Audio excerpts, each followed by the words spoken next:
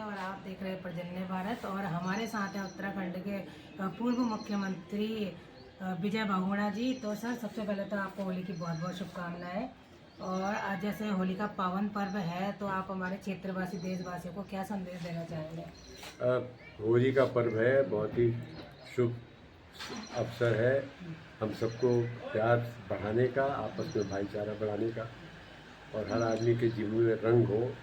और आज उत्साह इसलिए है कि जहाँ विश्व में आर्थिक की तरफ परेशानी चल रही है, अभी भी मोदी जी के नेतृत्व में भारत विकास में सबसे आगे है। ये खुशी की बात है। और अभी आपने देखा कि 70 देशों का प्रतिनिधिमंडल भारत आया यहाँ पूंजी निवेश करने के लिए।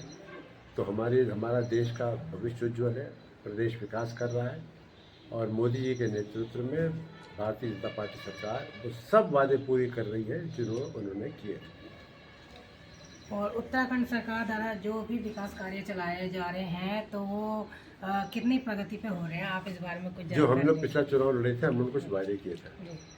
और आप देखेंगे कि हमने अधिकांश वादे पूरे किए हैं। और जो आगामी बजट आ रहा है प्रदेश सरकार का, ये उस दिशा में और आगे कदम बढ़ाएगा। 1 लाख करोड़ से ऊपर का बजट है आज प्रदेश का। जब ये राज्य बना था उत्तर प्रदेश से विभाजन के बाद, यहाँ का बजट 1000 करोड़ था और आज 1 लाख करोड़ से ऊपर है। केंद्र की मोदी जी की विशेष लगाव है और ध्यान है उत्तराखंड पर, इसलिए आने वाला समय हमारे राज्य का है। बस यहाँ पे हम चाहते हैं कि लोग प्यार से रहें और केवल ये ना हमेशा पूछें कि राज्य हमारे लिए क्या कर रहा है, वो भी सोचें कि हम राज्य के लिए क्या कर सकते हैं। विकास केवल सरकार के साधनों से नहीं होती। जिस प्रदेश की जनता, कर्मचारी, पुलिस, व्यापारी सब निष्ठा से काम करते हैं, उस प्रदेश को आगे जाने से कोई नहीं रोक सकता। नरेंद्र मोदी जी द्वारा एक बहुत अच्छी मुहिम चलाई गई थी, बेटी पढ़ाओ बेटी बचाओ। तो इस विषय में आप क्या कहना चाहेंगे? देखिए, हमारी सभ्यता, संस्कृति, महिलाओं का सम्मान है जी। और ये बड़ी अफसोस की बात है कि अशिक्षा की वजह से और भ्रामक विचारों की वजह से इस तरह हमारे देश में हो रहा था। लेकिन जब से भारतीय जनता पार्टी केंद्र में सरकार आई, बड़ा फोकस किया गया है इस बात पे और अब आप देखेंगे जो रेशियो है वो बढ़ रहा है। और मुझे लगता है कि जो पूर्ण विचारधारा थी, आज उसकी हार हो रही है।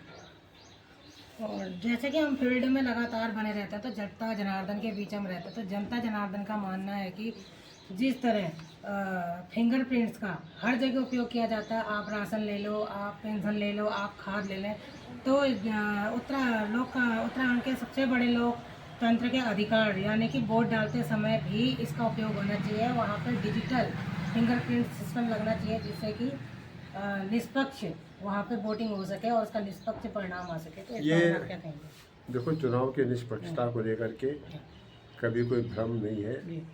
जहाँ कांग्रेस जीतती है वहाँ लोग कहते हैं चुनाव ठीक हुआ और जहाँ हारती है कहते हैं यार चुनाव में गड़बड़ी हुई। जी।